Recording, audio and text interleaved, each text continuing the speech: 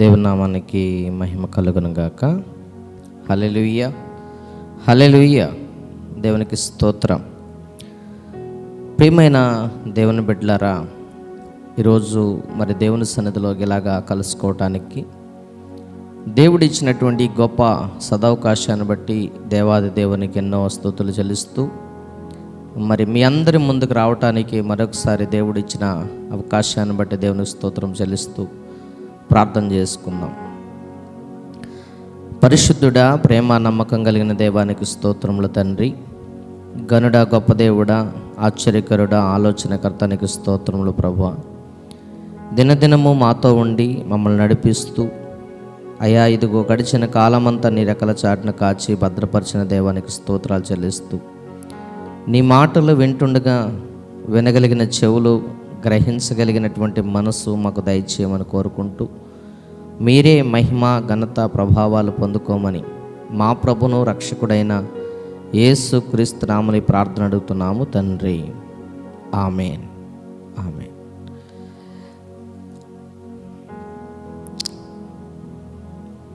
దేవుని నామానికి మహిమ కలుగును గాక. హల్లెలూయా. మరి ప్రియమైన శ్రోతలకు మా హృదయపూర్వక వందనాలు తెలియపరుస్తూ ఉన్నాం. మరి గడిచిన కాలమంతా కూడా దేవుడు తన అనాదికాల ప్రణాళికలో ఆయన రెక్కల చాటున కాచి భద్రపరిచి ఈ రీతిగా సజీవ లెక్కలో ఉంచినందుకు దేవాది దేవునికి ఎంతో స్తుతి చెల్లిస్తూ ఉన్నాను. చూడండి, ఈరోజు మనం భస్మ బుధవారంగా జరుపుకుంటున్నటువంటి ఈ రోజుని ఒకసారి జ్ఞాపకం చేసుకుందాం. మరి చాలామంది ఈ భస్మ బుధవారము జరుపుకుంటూ ఉన్నారు, అలాగే జరపని వారు ఉన్నారు. మరి ఇది ఎందుకు భస్మ బుధవారం ప్రారంభిస్తారు అంటే, ఇది ఉపవాస దినములకు ప్రారంభ దినముగా దీన్ని భావిస్తూ ఉంటారు. లెంట్ డేస్ అంటారు. లెంట్ డేస్ అంటే 40 రోజుల ఉపవాస ప్రార్థనా కాలం అని దీన్ని ఏర్పాటు చేయటం జరిగింది. కాబట్టి మరి ఇది మనం చెయ్యాలా వద్దా అని ఒకసారి మనల్ని ప్రశ్నించుకుంటే, చెయ్యాలా వద్దా అని చాలామందికి డౌట్స్ ఉంటుంది, చాలామందికి ఈ యొక్క ఆలోచన ఉంటుంది. మరి ఈ లెంట్ డేస్ అనేది మరి క్రైస్తవ జీవితంలో అవసరం అంటారా అని చాలామంది ప్రశ్నించేవారు ఉన్నారు, అలాగనే చాలామంది చేయని వారు కూడా ఉన్నారు. ఇంతకీ అసలు భస్మ బుధవారము అంటే, ఈ భస్మము అనేది ఒకసారి మనం జ్ఞాపకం చేసుకుంటే, ఇది పాప పరిహారార్థము చెల్లించబడినటువంటి గోవు, పాప పరిహారార్థంగా చెల్లించబడిన ఒక పశువు యొక్క బూడిదను మరి పాత నిబంధన కాలంలో ధర్మశాస్త్ర సంబంధమైనటువంటి ఆ నిబంధనలో దేవుడిచ్చినటువంటి ఒక ఈ పశువుని బలించి ఆ బలి అర్పణ ద్వారా మరి దాని అంతరములు మూత్రములు అన్నీ కాల్చివేయబడిన తర్వాత దాని నుండి వచ్చినటువంటి బూడిదను మరి పవిత్ర ఆ జలంలో నీళ్ళలో కలిపి దాన్ని మరి ఎవరైనా శవాన్ని అంటుకున్నా కానీ, సమాధి అంటుకొని వచ్చినా కానీ, లేకపోతే ఇంకా ఏదైనా మరి అపవిత్రతని మరి తగిలించుకొని అపవిత్రతను కలిగి వచ్చినటువంటి వారు మరి శుద్ధి చేయబడటానికి 7 దినాలు శుద్ధి చేయబడటానికి మరి ఈ యొక్క పశువు యొక్క భస్మమును వాడేవారు. ఈ భస్మము అనేది ఆ బూడిదని వారు పవిత్రంగా ఆచరించేవారు. మరి ఈ రోజున మనం బూడిదను వాడాలంటారా అని ఒక ప్రశ్న మనం వేసుకున్నప్పుడు, భస్మము ఆనాడు చూడండి, మనం ఆది కాలంలో చూస్తే యోబు గ్రంథంలో 42వ అధ్యాయము 3 నుండి 6 వచనాలు ఒకసారి మనం చదివితే కనుక, యోబు గ్రంథము మనము ఒకసారి 42వ అధ్యాయము 3 నుండి 6 వరకు ఒకసారి మనం చదివితే, జ్ఞానము లేని మాటల చేత ఆలోచనను నిరర్థకం చేయుడెవడు?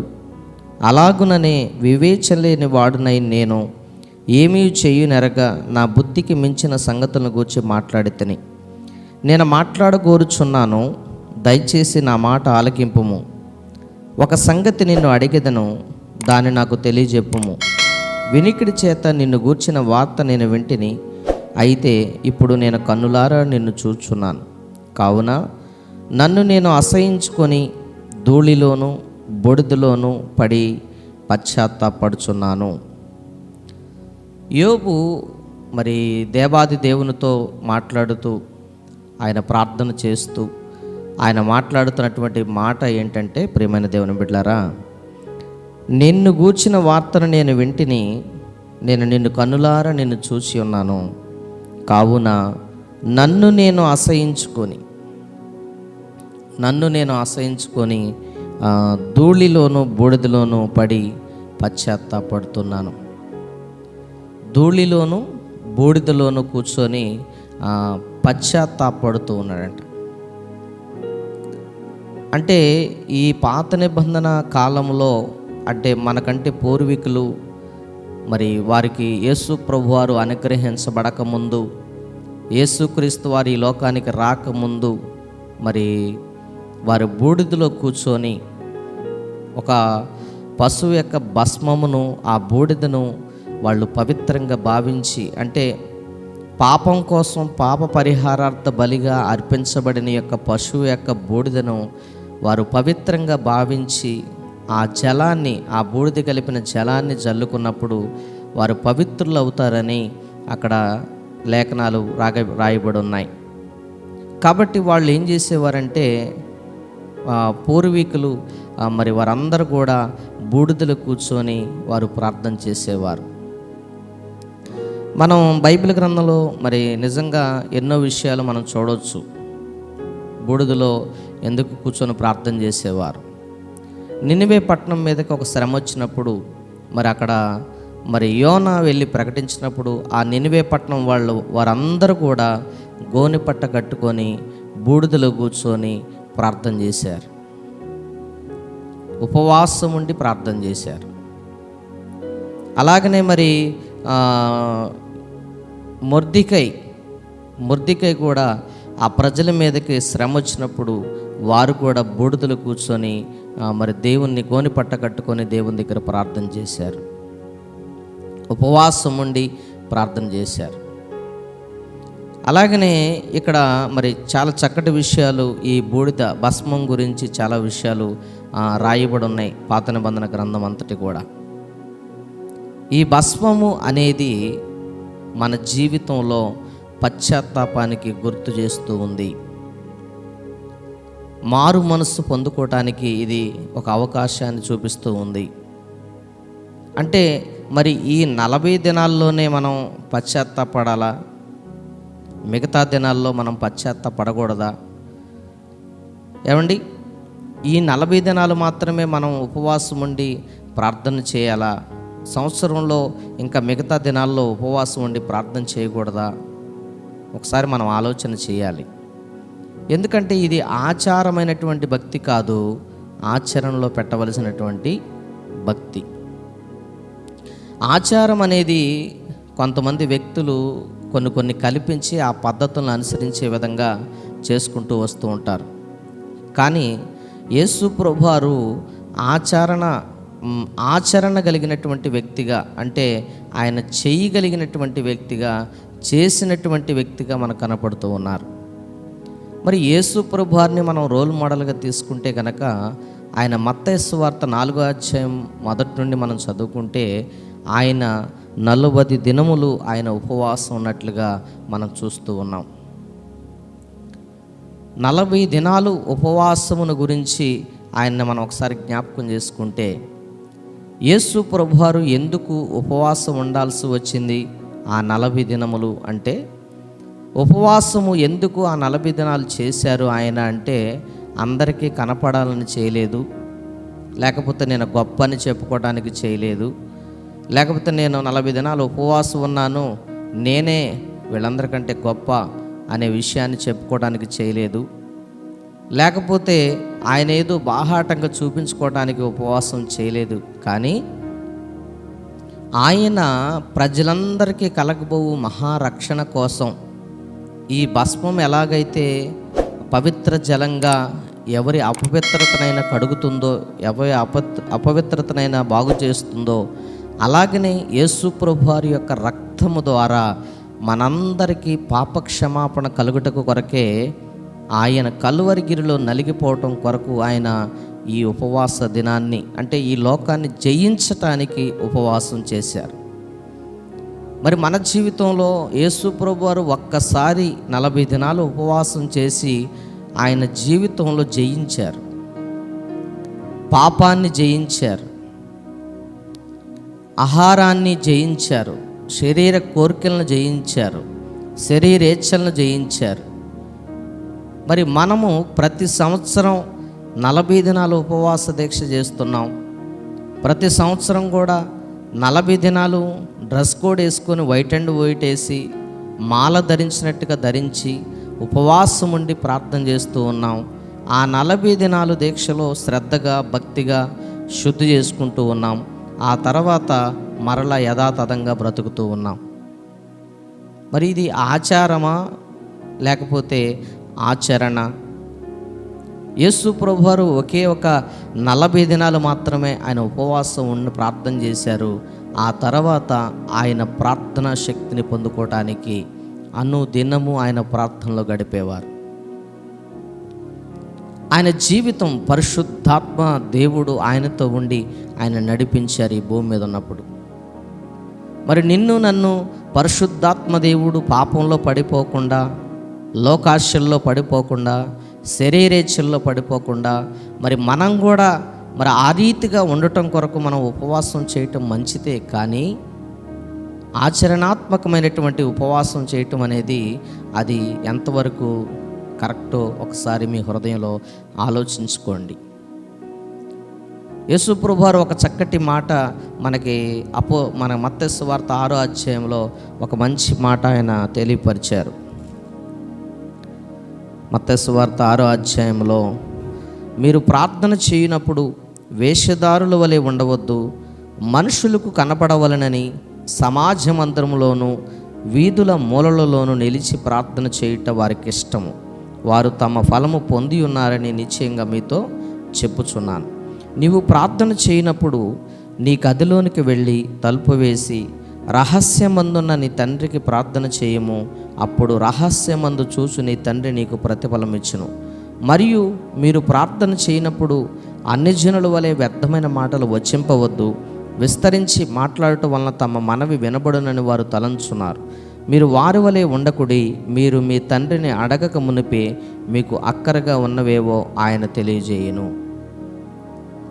చూసారా, ఇక్కడ వేషధారుల వలె మీరు సమాజ మందిరంలోనూ వీధుల మూలల్లోనూ మీరు ప్రార్థన చేసేవారుగా మీరు ఉండమాకండి అని చెప్తున్నారు. ఉపవాస దీక్ష పాటిస్తున్నటువంటి ఉపవాస ప్రార్థన చేస్తున్నటువంటి వారు ఎవరైనా సరే వారు మరి దేవునితో ఏకాంతంగా మరి ఒక గదిలోనికి వెళ్ళి, లేకపోతే ఒక ప్రదేశానికి వెళ్ళి, లేకపోతే ఒక పర్వతానికి వెళ్ళి దేవుని దగ్గర ఏకాంతంగా ఎప్పుడైతే మనం ఉపవాస ప్రార్థన చేయగలుగుతామో అప్పుడు పరిశుద్ధాత్మ శక్తిని పొందుకోగలుగుతాం. అసలు ఈ ఉపవాస ప్రార్థన ఎందుకు చేయాలంటే మనల్ని మనం ఉపేక్షించుకొని తగ్గించుకోవటానికి అని చెప్తూ ఉంటాం. కానీ ఉపేక్షించుకొని తగ్గించుకోవాలి అంటే ముందు మనం మారు మనస్సు పొందటానికి ఉపవాస ప్రార్థన మనం చేయాలి. మారు మనస్సు అనేది మన జీవితంలోనికి పరిపూర్ణంగా రావాలి. మనం పశ్చాత్తాపం కలిగిన వారిగా మనం ఉండాలి. పరిశుద్ధాత్మ సహాయంతో మనం నడిచేవారిగా మనం ఉండాలని దేవుని వాక్యం స్పష్టంగా మనతో మాట్లాడుతుంది. ప్రియమైన దేవుని బిడ్డలారా, కాబట్టి ఆచరణాత్మకమైనటువంటి, అంటే ఆచారమైనటువంటి భక్తి కాదు, కానీ ఆచరణాత్మకమైనటువంటి భక్తిని మనం చేయాలని దేవుడు కోరుకుంటూ ఉన్నాడు. యేసు ప్రభువారు చేసిన 40 దినాల ఉపవాస దీక్షను చాలామంది చూపిస్తూ ఉంటారు. కానీ యేసు ప్రభువారు ఒక్కసారి 40 దినాల ఉపవాస ప్రార్థన చేశారు. ఆయన జీవితంలో అన్నిటినీ, శరీరేచ్ఛలను, కోరికలను, ఆశలను, లోకంలో ఉన్న వాటన్నిటినీ జయించారు. మరి మనమైతే ప్రతి సంవత్సరం ఉపవాస ప్రార్థన చేస్తున్నాం. మరి తిండి మానేయట్లేదు. ఏమండి, ఉపవాస ప్రార్థన చేస్తూ ఉన్నాం, మరి మనం ఇతరులను దూషించటం మానేయలేదు. ఉపవాస ప్రార్థన చేస్తూ ఉన్నాం, శరీర కోరికలను చంపుకోలేకపోతూ ఉన్నాం. ఉపవాస ప్రార్థన చేస్తూ ఉన్నాం, మరి శరీర ఇచ్ఛలను మనం వదిలిపెట్టలేకపోతూ ఉన్నాం. అందుకని దేవుని వాక్యం స్పష్టంగా మాట్లాడుతూ ఉంది, యేసు ప్రభువారి యొక్క రక్తము వలన, యేసు ప్రభువారి రక్తము చిందించటం వలన మనకున్నటువంటి ఈ లోక ఆశలన్నిటినీ జయించడానికి ఆయన శక్తిని ఇవ్వడానికి సిద్ధంగా ఉన్నారు. ప్రేమ దేవుని బిడ్డలారా, కాబట్టి దేవుని వాక్యం స్పష్టంగా మనతో మాట్లాడుతూ ఉంది, భస్మమైనటువంటి బూడిదను రాచుకొని కూర్చోవటం కంటే యేసు ప్రభువారి రక్తం చేత మనం మారు మనసు పొందాలి, పశ్చాత్తాపడటం నేర్చుకోవాలి. పాత నిబంధన కూడా మరి మనకు చూపిస్తున్నటువంటి మార్గం అదే. వారి బూడిదలో కూర్చొని యేసు ప్రభువారు వారి దగ్గరికి, వారి యొద్దకు రానప్పుడు, యేసు ప్రభువారు ఈ లోకానికి రాకముందు వారు చేసిన భక్తి ఏంటంటే, వారు మరి వధించినటువంటి పశువు యొక్క భస్మాన్ని నీళ్లలో కలుపుకొని వారు పవిత్రతని సంపాదించుకున్నారు. మరి మన జీవితంలో కూడా మనం కూడా యేసు ప్రభువారు వచ్చిన తర్వాత కూడా ఇంకా ఆ బూడిద రాసుకొని కూర్చోవటం కాదు, యేసు ప్రభువారిని ధరించుకోవాలి, యేసు ప్రభువారి పోలికలోకి మారాలి, యేసు ప్రభువారి రూపాన్ని ధరించుకోవాలి, ఆయన యొక్క స్థితిని మనం కలిగి జీవించడం నేర్చుకోవాలి. ఆచారమైనటువంటి క్రైస్తవులు, ఆచారం చేసేవారు బోల్డ్ మంది ఉన్నారు. ఇప్పటికీ ఆచారం వదిలిపెట్టలేదు. చాలామంది మరి ఆ క్రమంలో చూడండి, ఆచారంలో ఏదైనా మిస్ అయిందంటే మట్టి ఊకోరు. కాబట్టి దేవుని వాక్యం స్పష్టంగా మనతో మాట్లాడుతున్న ప్రేమ దేవుని బిడ్డలారా, మనము ఆచరణ కలిగినటువంటి భక్తిని మనం చేయాలి. ఉపవాసం అంటే చాలామంది ఉపవాసం ఉండి నేను ఏదో చేయాలి, ఉపవాసం ఉండి ఏదో సాధించాలి, ఉపవాసం ఉండి ఏదో బిల్డింగ్ కట్టుకోవాలి, ఉపవాసం ఉండి ఏదో రాజ్యాలు స్థాపించాలి అని అనుకుంటాం. కానీ యేసు ప్రభువారి రాజ్యాన్ని కట్టడానికి ఉపవాసం ఉండాలి, ఆత్మల రక్షించడానికి ఉపవాసం ఉండాలి, ఆత్మలను నశించిపోతున్న ఆత్మల కొరకు భారం కలిగి మనం ఉపవాసం ఉండాలి.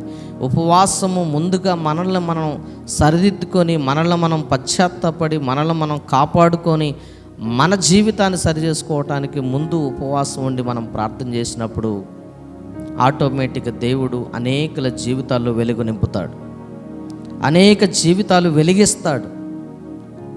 మరి అందుకే కదా దేవుడు నిన్ను నన్ను ఏర్పాటు చేసుకున్నాడు. ఉపవాసం ఉండి నశించిపోతున్న ఆత్మల కొరకు ప్రార్థన చేయటం మంచిదే. మరి అది ఎప్పుడు చేయాలి గారు అంటే, నీకు ఎప్పుడు వీలు పడితే అప్పుడు చేయటమే. ఫలానా 40 రోజులు, ఫలానా 50 రోజులు అని కాదు, కానీ నీకు ఎప్పుడు వీలు పడితే అప్పుడు దేవుని సన్నిధానంలోకి వెళ్ళి, నీకు ఎప్పుడు అవకాశం దొరికినా దొరకపోయినా దేవునితో గడపాలని ఒక నిశ్చయం నువ్వు తీసుకున్నప్పుడు దేవుని దగ్గరికి వెళ్ళి నువ్వు ప్రార్థన చేస్తే పరిశుద్ధాత్మ శక్తిని పొందుకొని నువ్వు నలు దిశలకు దేవుని పని చేయడానికి పరిగెడతావు, ఆత్మల భారం కలిగి పరిగెడతావు, ఆత్మ ఆవేశంతో పరిగెడతావు. అప్పుడు నీ జీవితంలో మార్పును చూసిన వారందరూ కూడా వారి జీవితాలు కట్టబడతాయి. ప్రియమైన దేవుని బిడ్డలారా, అందుకనే దేవుని వాక్యాన్ని మనం అర్థం చేసుకోవాలి. చూడండి, హెబ్రీయులకు రాసినటువంటి పత్రిక మనం 9వ అధ్యాయం 13వ వచనాన్ని ఒకసారి మనం చదివితే గనక, హెబ్రీయులకు రాసినటువంటి పత్రిక 9:13 ఇక్కడ చూడండి, ఏలయనగా మేకల యొక్కయు ఎడ్ల యొక్కయు రక్తమును మైలుపడిన వారి మీద ఆవు దూడ బూడిద చల్లెటియు శరీర శుద్ధి కలిగినట్లు వారి పరిశుద్ధ పరిచిన ఎడల నిత్యుడగు ఆత్మ ద్వారా తను తాను దేవునికి నిర్దోషినిగా అర్పించుకొనిన క్రీస్తు యొక్క రక్తము నిర్జీవ క్రియలను విడిచి జీవం గల దేవుని సేవించుటకు మీ మనస్సాక్షిని ఎంతో ఎక్కువగా శుద్ధి చేయును. చూడండి, మేకల యొక్కయు కోడెల యొక్కయు రక్తమును కాక తన స్వరక్తముతో మనల్ని ఏం చేశాడంట, ఒక్కసారి పరిశుద్ధ స్థలంలోనికి ప్రవేశించడానికి ఆయన అవకాశం ఇచ్చారు. మేకల యొక్క రక్తం ద్వారా, కోడెల యొక్క రక్తం ద్వారా, మరి వాటి రక్తం ద్వారా ఇదివరకు దేవుని ఆలయంలోకి ప్రవేశించడానికి అవకాశం ఉంది, పరిశుద్ధ స్థలంలోనికి. కానీ దేవుడు ఆయన స్వరక్తము చేత మనల్ని పరిశుద్ధ స్థలంలోకి ప్రవేశపెట్టడానికి చేశాడు.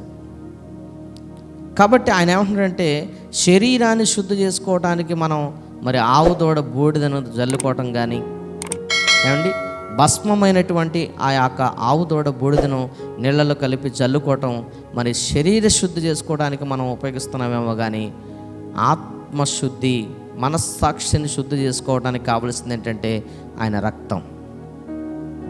యేసు ప్రభువారు సిలువలో మన కొరకు కార్చినటువంటి ఆ అమూల్యమైనటువంటి బలి, అమూల్యమైనటువంటి రక్తం చేత మాత్రమే మనము శుద్ధి చేయబడతాం. మన మనస్సాక్షి శుద్ధి చేయబడాలంటే ఆయన రక్తం మాత్రమే మనల్ని శుద్ధి చేసిద్ది. ఏమండి, అందుకనే యేసు రక్తాన్ని మనము స్వీకరించాలి. ఆయన శరీరంలో మనం చేయి వేయాలి, ఆయన రక్తంలో మనం చేయి వేయాలి. యేసు రక్తము ప్రతి పాపము నుండి మనల్ని రక్షించదనే మాట నమ్మదగినది.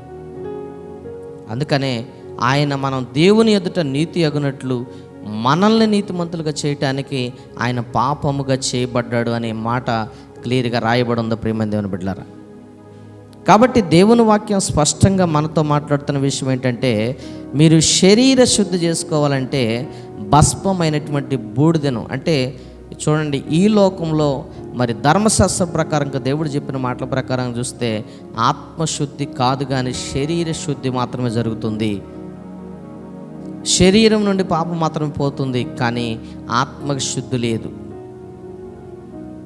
ఆత్మలో ఆలోచనలు మారట్లేదు, ఆత్మలో ఉన్నటువంటి సంగతులు మారట్లేదు, చెడు ఆలోచనలు మారట్లేదు, చెడు తలంపులు మారట్లేదు, హృదయంలో ఉన్న ప్రతి అంధకార సంబంధమైన విషయాలు మారట్లేదు, మనస్సాక్షి మారట్లేదు, మనస్సాక్షి గద్దించట్లేదు, మనస్సాక్షికి లోబడట్లేదు. కానీ యేసు ప్రభువారి రక్తం నీ మనస్సాక్షిని సరిచేస్తుంది, నీ జీవితాన్ని సరిచేస్తుంది, నీలో ఉన్న లోపాలను కడిగివేస్తుంది. ఎందుకంటే ఆయన పరిశుద్ధుడు కాబట్టి, ఆయన పరిశుద్ధమైనటువంటి రక్తం చేత మాత్రమే మనకు విమోచన ఉంది కాబట్టి అది ఎవరు ఈ లోకంలో చెల్లించలేరు ప్రియమైన దేవుని బిడ్డలారా. చూడండి, లెంట్ అని ఒక ఆచారమైనటువంటి భక్తిని జీవితంలో కావాలని దేవుడు కోరుకోవట్లేదు. కానీ నువ్వు 40 దినాలు గదిలోనికి వెళ్ళి ఉపవాసం ఉండి నిన్ను నువ్వు మార్చుకుంటే, నిన్ను నువ్వు పశ్చాత్తాపడి దేవుడి దగ్గర మొరపెట్టుకుంటే, నిజంగా పరిశుద్ధాత్ముడు నిన్ను అనేక ప్రజల మధ్య వాడుకుంటాడు, అనేక మందిని వెలిగించడానికి వాడుకుంటాడు, అనేక ఆత్మలు రక్షించడానికి వాడుకుంటాడు. అంతేగాని సమాజ మందిరంలోనూ అందరికి కనపడాలని వీధుల మూలల్లోనూ అనేక చోట్ల నువ్వు ప్రార్థన చేయటం వల్ల ఉపయోగం ఏమాత్రం లేదు. కాబట్టి ఉపవాస దీక్షను నువ్వు పాటించాలనుకుంటే ఏ 40 దినాలైనా, ఏ 50 దినాలైనా, ఎన్ని దినాలైనా నువ్వు దేవునితో గడపడానికి నువ్వు ఇష్టపడితే నువ్వు ఆ యొక్క దీక్షను పాటించు. 3 దినాలు ఉండొచ్చు, 30 దినాలు ఉండొచ్చు, ఏమండి 40 దినాలు, ఇట్లా ఎన్ని దినాలు నువ్వు ఉండగలిగితే అన్ని దినాలు ఉపవాసం ఉండి ప్రార్థన చేయి. దేవుడు అసాధ్యమైన కార్యాలు సాధ్యం చేయగలిగిన వాడు. ఈ రోజున ఉపవాసం దేనికుంటున్నారు తెలుసా? ఇల్లు లేదని ఉపవాసం ఉంటున్నారు, ఏమండి బట్టలు లేవని ఉపవాసం ఉంటున్నారు, నిత్యావసరం లేదని ఆహారం కోసం ఉపవాసం ఉంటున్నారు. కానీ ఉపవాసం అనేది మన శరీర కోరికలను చంపేది, పశ్చాత్తాపడి మారు మనసు పొందుకునేది. ఆ మారు మనసు పొందిన వారు మాత్రమే పరలోక రాజ్యంలో ఉంటారని దేవుని వాక్యం చెబుతుంది. అందుకని యేసు ప్రభువారు మరి మత్తయి సువార్త 11:21 ఒక మాట అంటారు. యేసు ప్రభువారు మత్తయి సువార్త 11:21 ఒక మాట సెలవిచ్చారు. అయ్యో కొరాజీనా, అయ్యో బెత్సేదా, మీ మధ్య జరిగినటువంటి అద్భుత కార్యాలు ఒకవేళ తూరు సిదోను పట్టణాల్లో కనుక జరుగుంటే కనుక వారు బూడిదలో కూర్చొని మారు మనసు పొందేవాళ్ళు. బూడిదలు కూర్చొని అక్కడ మారు మనసు పొందుకునేవారంట. ఎక్కడ జరగవలసిన అద్భుతాలు? కొరాజీనా, బెత్సెదా మీ మధ్య జరిగినటువంటి అద్భుతములు ఒకవేళ మరి తూరు సిదోను పట్టణాలు జరిగితే కనుక వాళ్ళు బూడిదలో కూర్చొని, మన పూర్వీకుల వలె బూడిదలో కూర్చొని వాళ్ళు మారు మనసు పొందేవాడు. ఈ రోజున మారు మనసు లేదండి. మారు మనసు లేని భక్తి చేస్తూ ఉన్నారు చాలామంది. కాబట్టి ఉపవాసం ఉండటం గొప్ప విషయం కాదు, కానీ మారు మనసు పొందటం గొప్ప విషయం. నువ్వు చేసిన ఉపవాసం వల్ల నీ జీవితం మారటం గొప్ప విషయం. ఈ 40 దినాలు క్రమంగా ఉండి ఈ 40 దినాల తర్వాత మరలా మామూలుగానే మళ్ళీ తాగుతూ జీవితంలో పాడు చేసుకుంటూ, అబద్ధాలు ఆడుతూ, మోసం చేస్తూ, నీ ఇష్టానుసారంగా జీవిస్తూ ఉంటే ఇంకా దాంట్లో ఉపవాసం చేసిన ఉపయోగం ఏముంది? ఏమనంటే యేసు ప్రభువు 40 దినాలు చేశారండి, నేను కూడా 40 దినాలు ఉపవాసం ఉంటున్నానండి అంటారు. యేసు ప్రభువు వారు 40 దినాలు ఉపవాసం ఉన్నారు. ఏనాడు ఆయన పాపం చేయలేదు. ఏనాడు ఆయన పాపం ఆయనలో లేదు. మాటలో కానీ, ప్రవర్తనలో కానీ, పవిత్రతలో కానీ, ఆయన జీవితంలో ఎక్కడ కూడా ఆయన మరి విశ్వాస జీవితంలో కానీ ఆయన పాపం చేయలేదు. మరి మనం ఉపవాసం ఉంటే, ఉపవాసం ఉన్న 3 రోజులు, 4 రోజులు, 40 రోజులు మనం మంచుకుంటున్నాం. ఆ తర్వాత మళ్ళీ యథాతథంగా జీవిస్తున్నాం. అది కాదు, మారు మనసు పొందుకోవాలి. దేవుడు నీ జీవితంలో ఒకవేళ చేసిన అద్భుతాన్ని బట్టి కానీ, నీ జీవితంలో చేయబడిన మేలును బట్టి కానీ, నీ జీవితంలో దేవుడు నిన్ను స్వరక్తమిచ్చి కొనుక్కున్నాడన్న సంగతి నువ్వు గ్రహిస్తే మట్టికి నువ్వు మారు మనసు పొందుకొని దేవుని ఎదుట నిలబడగలిగితే దేవుడు నీ జీవితంలో అద్భుతాలు చేస్తాడు. ప్రియ సహోదరి సహోదరుడా, మరి ఈ మాటలు నీకు అర్థమైనట్లయితే భస్మమైనటువంటి బూడిదను రాసుకొని, భస్మమైనటువంటి బూడిదలో కూర్చొని ప్రార్థన చేయటం గొప్ప విషయం కాదు, కానీ భస్మమైనటువంటి బుధవారం అని చెప్పి మనం ప్రార్థన చేయటం ఇవి గొప్ప విషయాలు కాదు. కానీ ఇది ఆచారంగా చేయటం కాదు, కానీ నీ జీవితంలో నిన్ను నువ్వు భస్మం చేసుకోవాలి. నిన్ను నువ్వు బూడిదగా మార్చుకోవాలి, ధూళిగా మార్చుకోవాలి. దేవుని ఎదుట పశ్చాత్తాపం కలిగిన కన్నీళ్లు పెట్టి, దేవుని దగ్గర పశ్చాత్తాపం కలిగిన హృదయంతో నువ్వు ఎప్పుడైతే ప్రార్థన చేయగలుగుతావో అప్పుడు నిన్ను బట్టి అనేకులు దేవుని రాజ్యంలో చేర్చబడతారు. నిన్ను బట్టి ఇతరులకు మార్గం ఏర్పరచేయబడితే దేవుని రాజ్యంలోనికి. మరి అలా చేయకపోతే నిన్ను బట్టి వారు నరకానికి వెళ్ళిపోతారు. ఈ మాటలు గ్రహించావా? కాబట్టి మేకల రక్తం మనల్ని శరీర శుద్ధి చేయొచ్చు. ఆవు దూడ బూడిద మన శరీర శుద్ధి చేయొచ్చు, కానీ మనం అంటుకున్న దాన్ని అపవిత్రతలో నుండి విడిపించవచ్చేమో, కానీ యేసు రక్తం నీ మనస్సాక్షిని శుద్ధి చేస్తుంది. యేసు రక్తం నిన్ను మనస్సాక్షి శుద్ధి చేస్తూ ఉంది. కాబట్టి ఆచారంగా నువ్వు చేస్తావో, నిన్ను నువ్వు మార్చుకోవడానికి చేస్తావు. సరే, ఈ 40 దినాలే చెయ్యి, నిన్ను నువ్వు మార్చుకోవటానికి చెయ్యి. ఈ 40 దినాలే నువ్వు ఉపవాసం ఉండు. ఇక నుండి నువ్వు దేవుని ఆత్మతో పనిచేయి. దేవుని ఆత్మశక్తితో నువ్వు పోరాడు. ఆత్మశక్తిని పొందుకొని ప్రభువు కోసం బలంగా వాడబడు. అనేక ఆత్మలు రక్షించు. దేవుని కోసం నిలబడు. అది గొప్ప విషయం. 40 దినాలు ఉపవాసం ఉండకుండా కడుపు మార్చుకొని కూర్చోవటం నేను గొప్ప చేశాను అని అనేక మందికి చూపించుకోవటం కోసం కాదు చేయవలసింది. కాబట్టి ప్రార్థన చేసుకుందాం. దేవుడు ఈ మాటల ద్వారా మీతో మాట్లాడారని నేను నమ్ముతున్నాను. ప్రార్థన చేసుకుందాం. నాతో తలండి. ప్రియ శ్రోతలారా, ప్రార్థన చేసుకుందాం. పరిశుద్ధుడా, ప్రేమ నమ్మకం కలిగిన దేవానికి స్తోత్రములయ్యా.